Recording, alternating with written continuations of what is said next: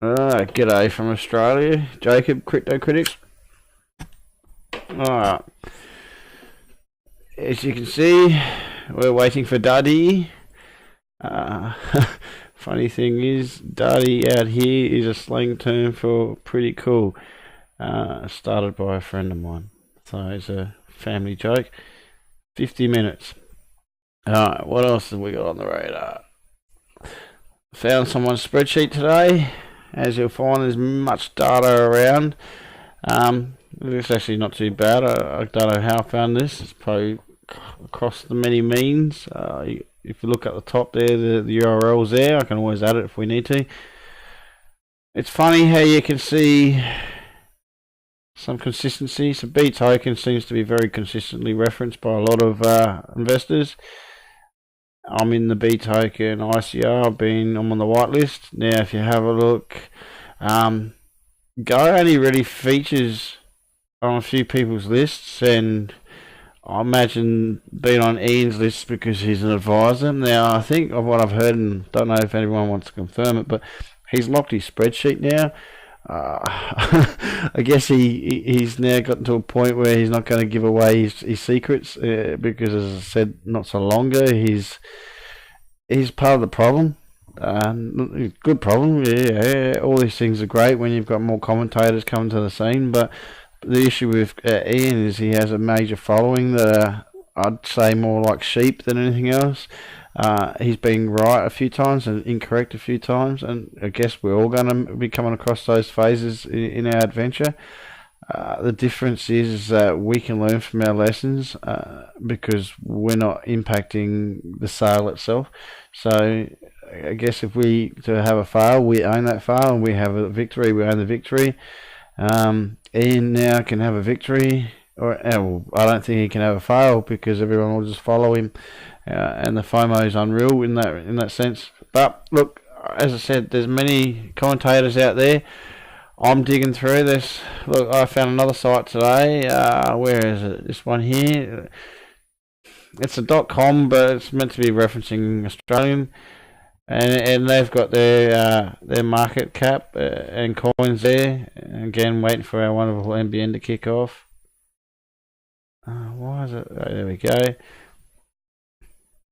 And so this is, you've got to go through all the lists. You've got to go through. You got to do the hard yards if you're going to find your own nuggets of gold. You can't go out there and just go expect someone to do the digging for you. If you can, you learn your lessons from what other people are doing, and you use what I call in the industry best practice. And you go, look, I think that's a valid metric. I don't think that's valid, or weigh up those metrics should be correlated with other metrics to get a result, or who knows. But it's just about having learning from your losses and learning from your wins. Our ARCBlock, I'm in on that. I haven't heard a few of it. Actually, I have heard of Tether. I thought that sold out already. Or maybe I missed out on the whitelist. There's a few around at the moment. But as you can see, it's a slightly different list than ICOdrops.com. So look around, do the hard work, come up with your own credit, put your bullshit detector on. And if you see anything, any nuggets of gold, by all means, throw it up our way, and we'll have a look at it together. Now, what else are we looking at? I've just had a look at a few. Now, the market has started to retract again. So you'll find that it did hit about nearly 600 bill, and it's pulling back, and it's just. This is the main reason for the video. Is I was watching a commentator today, and he's a fairly respected Australian commentator, so I'll slowly throw it out there. And just look, what I'll say is, anyone that says people are dreaming if they're thinking about $8,000 Bitcoin, and he's thinking, well, it's going to bounce up.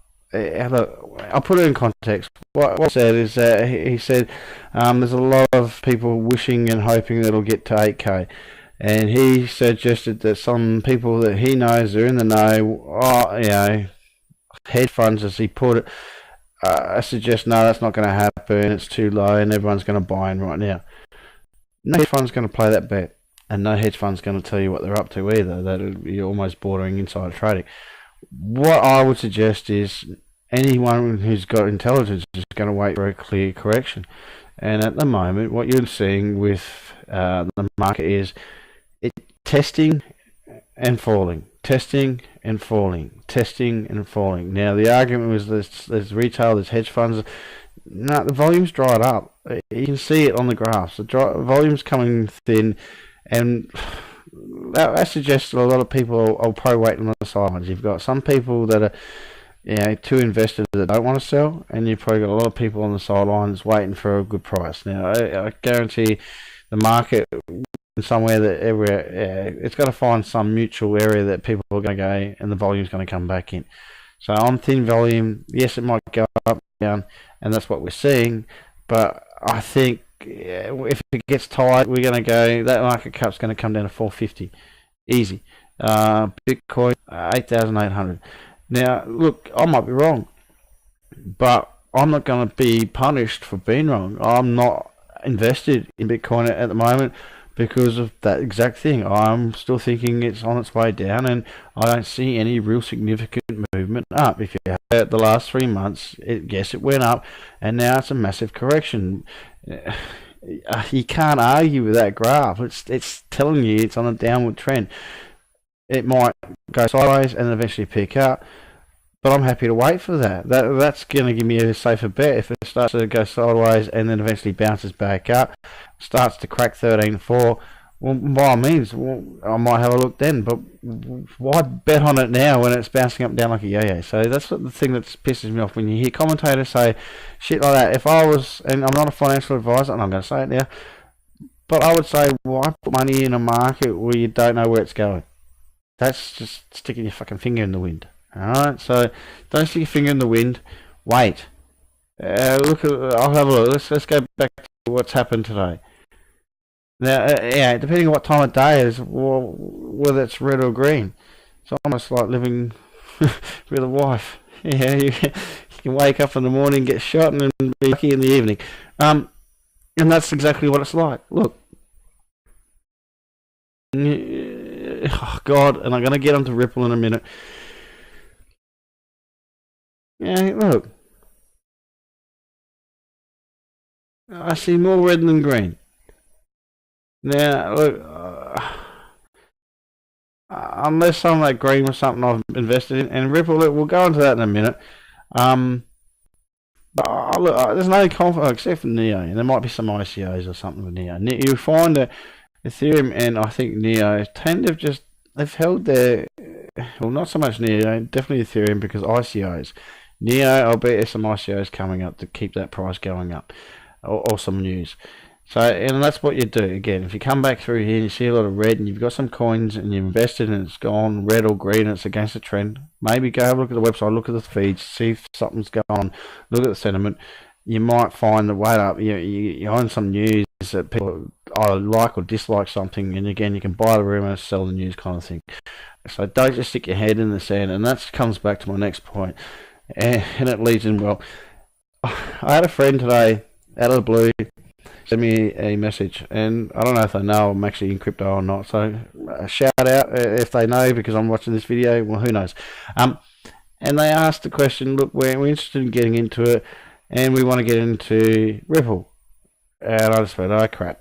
And that's the problem at the moment is, look, invest in something you believe in. And I think what's happening with Ripple and a few of the big names, Ripple, obviously Ethereum and Bitcoin, especially Ripple, it had a nice rise. It's basically got on the news. It's now on the radar a bit more. I remember buying the Ripple, what, 6 months ago, 8 months ago, and it was 20 cents. It hit, what, $253, and I'm sure there's a lot of happy people. Go use Ripple. This is the problem. I actually have a Ripple wallet. It costs you 20 Ripple that you don't get back to have that wallet. Think of it, it's convenient, because Ripple is a blockchain that's private and used by banks. So we don't actually get to use Ripple. It's not a product that's for the community. So it almost goes against what Bitcoin is, except for, look, blockchain is blockchain. I don't think it's the way that hey, it's not the tool, it's how it gets used. So by all means, if it gets used for some pretty funky stuff, then by all, let's do it. But that I don't think is going to benefit us. It's going to benefit banks where their bank transfers are a lot less. Now they made some significant transfers in some pretty quick time and at a pretty cheap exchange. They're not going to pass that on to the consumer. So for us, it's just helping, and I hate to say it, the capitalists.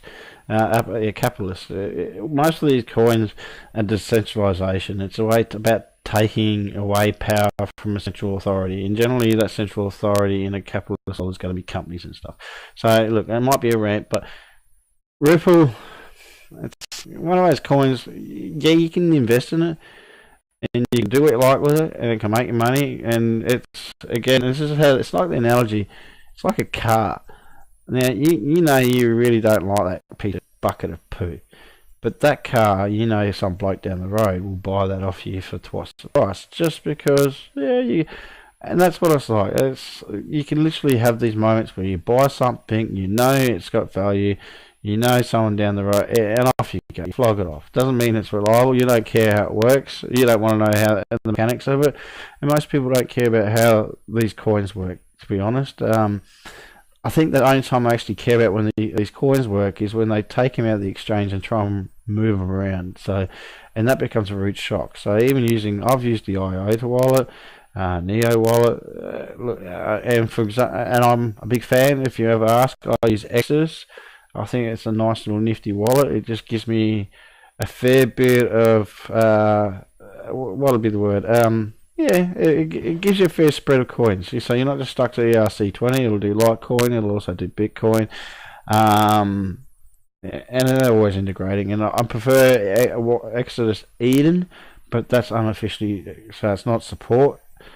But it's a pretty groovy wallet, and you can back up your own keys. You have control of it. You have a passphrase. I think the only gripe that they were saying is the actual wallet itself is not encrypted, but. I guess the main thing is if you run it on your own system, then the system theoretically should be encrypted. So I run my wallets on a Linux system. The footprint for the damage that, for example, it takes one with Trojan on Windows, keylogger, a few other issues, and all of a sudden you're compromised. Whereas Linux is a little bit of a different beast. Not to say it'll never be compromised, but it's just got a far less surface for attack anyway, that people focus on. Windows is a highly used system, and then I'll run that Linux. Pardon me, I'll either back it up, and I will. You treat everything in wallets, you back them up, you look after religiously, you give your wife, and you give some, you let them know how to use it, how to get the private keys, and off you go. All right. But I'll probably run into that in a bit more depth later on. But the argument was, there's a lot of retail customers coming in, and just like cars, they don't give a shit how these things work, as long as somehow they're going to make money. Now, the good thing I will say, and I'll shout it right out there, they weren't talking much. They were talking, a couple $100. And for me, that's fine. But again, it's a reward for a couple $100 of something like Ripple. Again, it comes back to market cap. And you look at Ripple's 51. It was a bit higher than that, so it can potentially hit 100. And you're looking long term, it might even go 200. And again, ahead for that. So even say, let's say in a year it's at 200 bill, and it does a 4 times. Cool. But then you come down some of these other little beasts, and I'm just going to pick on something average. 0x. Actually, no, we'll go wise. Now, if that does 8 bill, I'm 10 times. If that does 80 bill, I'm 100 times. Do the research, find a coin that hasn't quite popped, and sit back and wait. And that's what I'll be suggesting to them. I'm not a financial advisor. They asked me if I'll do it. No. If you're going to get involved in this stuff, get your head around it. Like, at least find out what's a scam, what's not a scam. This is money. You don't hand anyone just your key card and say, off you go, I trust you. Well, yeah. No, I barely did that with my wife. Look, at the end of the day, that was another gripe about it's just, if you're going to buy a coin, get to know the coin. even try the wallet, see the technology. If it's going to be a long-term hold, which they were suggesting, then yeah, look, do your research, park your money, spend as much as you're happy to lose, which they look like they were ready to do anyway. And who knows, you know, you might have a holiday fund in the next couple of years. You might not retire, but you might have a few dollars to go for a bit of a travel. And that's what it has to be. You have to be realistic. If I'm putting $500 or something like that into a crypto, I can't go, look, I want $1 million tomorrow in my Lamborghini, because that's just stupid, and that's putting unrealistic expectations. And that's where it comes back to some of the commentators as well, where I'll call you out, supper man, you're nothing more than a casino for ICOs and coins. And for most of these commentators, they sit there and they can tell you what they like, because either they're going to get something indirectly or directly from the ICO, or they're involved in some way or form. Especially the ones that you just feel like they're too hard to ask the hard questions. I'm happy to get banned from a TG channel.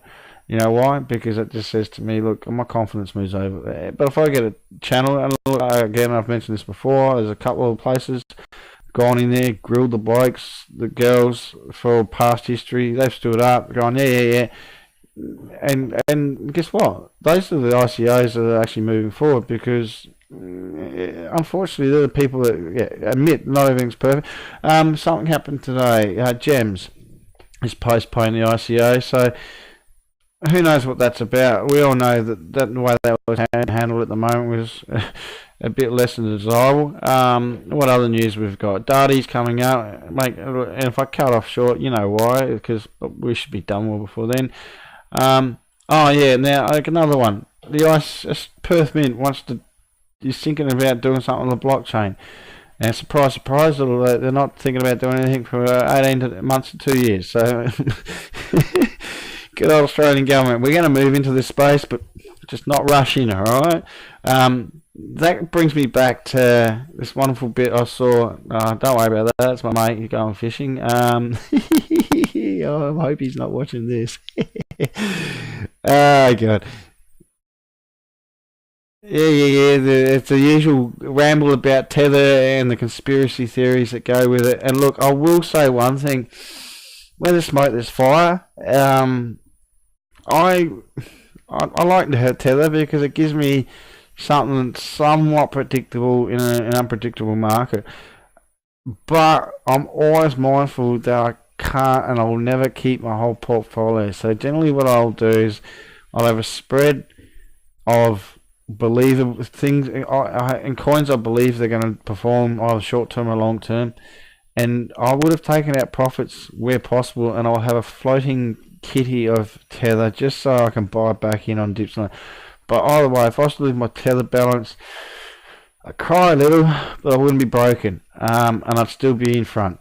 And same way, if I lost my wallets due to a hack or something, I'd cry a little, but I wouldn't be in front. And the same way, if I lost some in exchange, I'd cry a little, but I'd still be in front. So it's diversifying the risk everywhere, and that's my strategy. Not a financial advisor, but that's just how I like it. I like to control money in my wallet.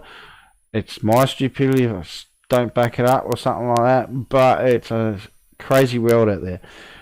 You can just by mistake all of a sudden just do something silly. Never give away your private key, but look, many things are possible out there. Yeah, so and I'm always weary that yes, there's a cloud around Tether, alright, but I'm not saying anything. It's all alleged. You can find it out. Plenty of information out there, but fact is, what's working, I'm going to use it. Now, I'll do a call out to these blokes. Aussie Mob did put out a doco for just brief oversight, high level overview of taxation with cryptos. Nothing that really was different, but pretty well laid it out in a mud map that at least you can find it for. Now, my take home message of all this is I'm happy to put the link up for the Aussies. I'm sure these guys don't mind. They've posted this in the public domain, so look, we're happy to share, and if they say take down, look, we'll take down, but we'll reference their website, and hopefully they give good advice. But look, from what I've read through it, you can be classified in a few different ways, and a lot of those ways seem to be defined on ambiguous terms. It's almost like trying to be compliant for a Microsoft license audit in a major enterprise. You know what? I think we're doomed to fail. I don't think it's possible to be compliant because of the ambiguity. Look, until it gets, and the thing is, this is what I'm saying about some of the commentators. They're like, la la la la la. Look, what he's saying like it's crap.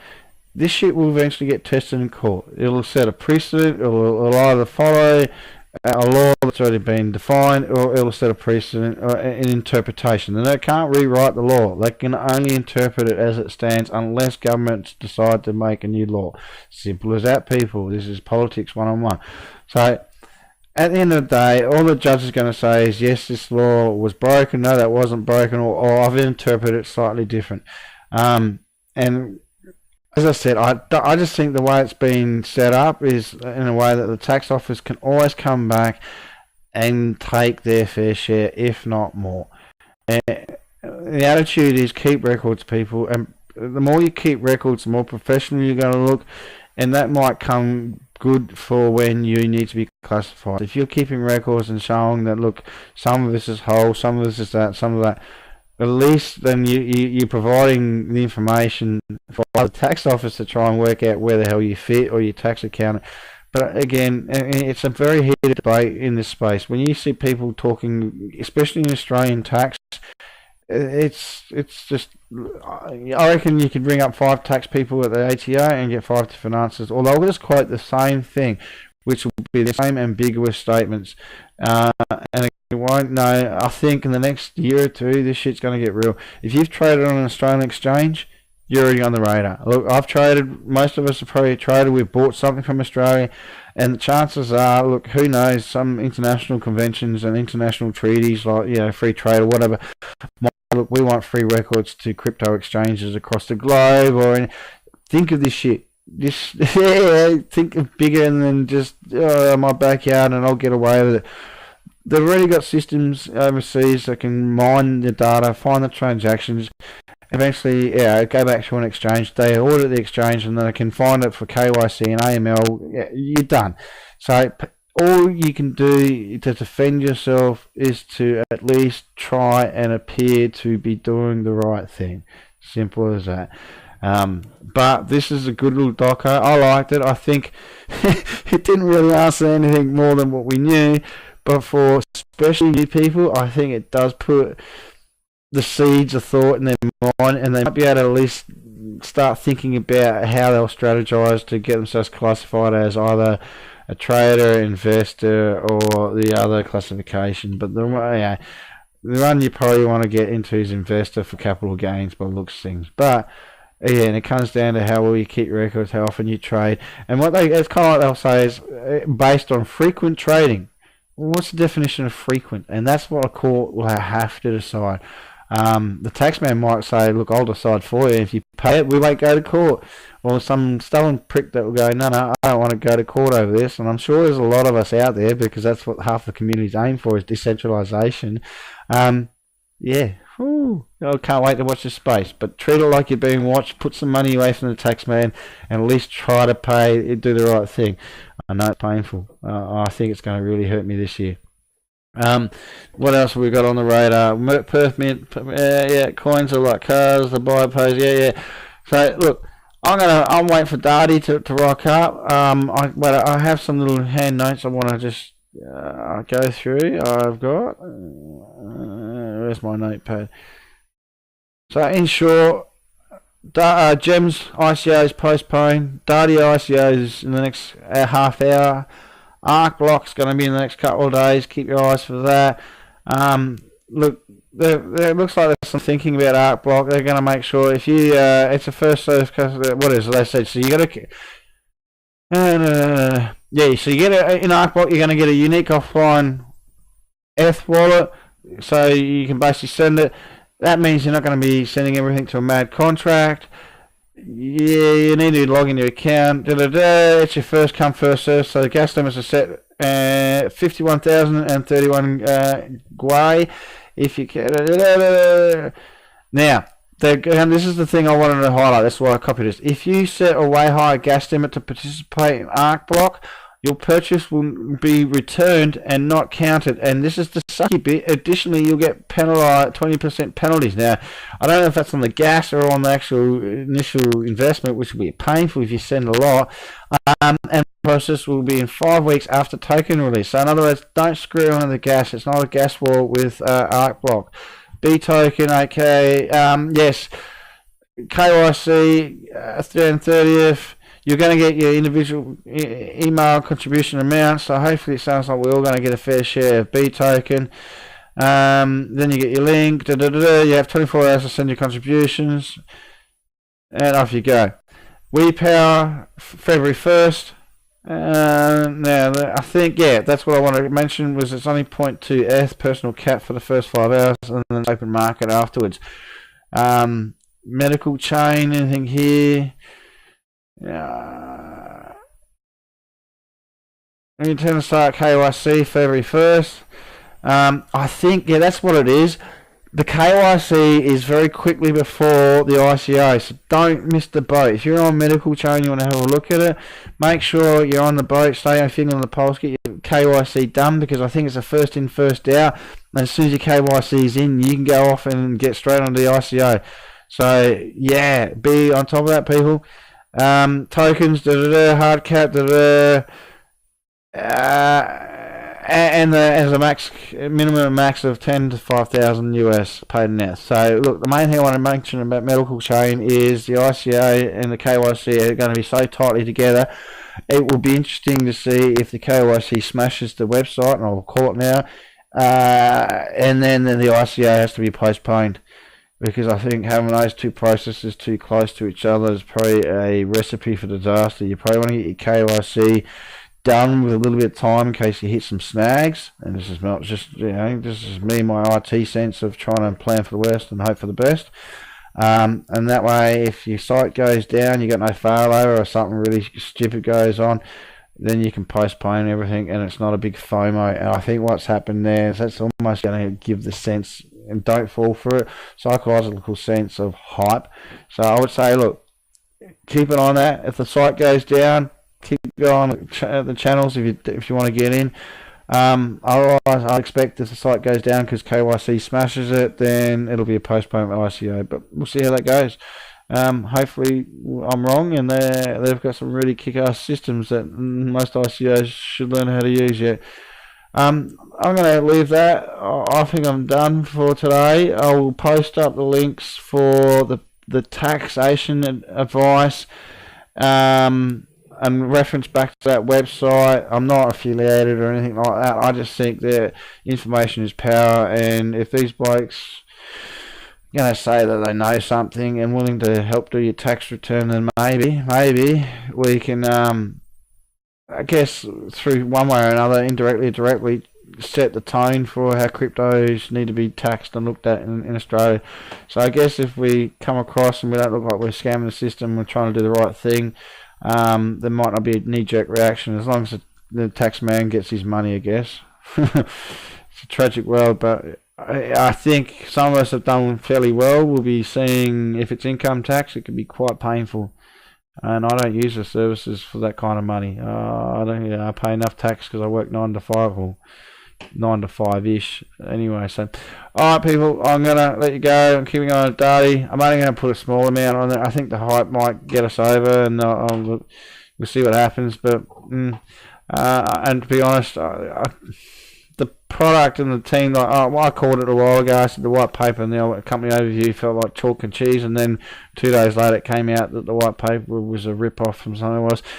Who knows? The hype might just get it over, but it's a bear market at the moment, so I'd be not putting too much in, but just a couple $100, and if it goes up to 500 to $1,000, I'll take it out.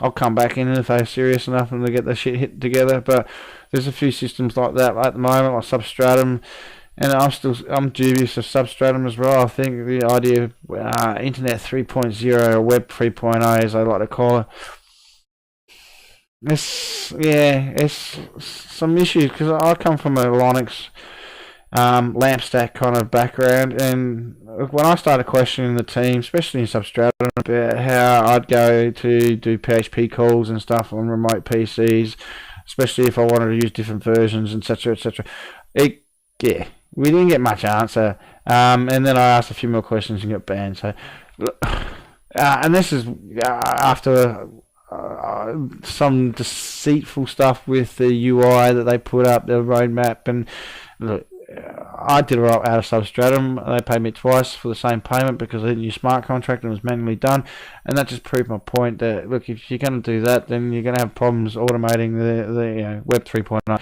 So look, DADI, if apparently it's meant to be ahead of it, but if that's based on a white paper, then that's deceitful, and look, I'm just writing for the hype. See how we go. Alright, might be right, might be wrong. We'll come back in a week or two. Actually, I think it's a hold up. I think it's a few weeks before it gets on release, but we'll come back and we'll touch on DADI. I'm happy to admit my mistakes, or I'm happy to go woohoo and make some money.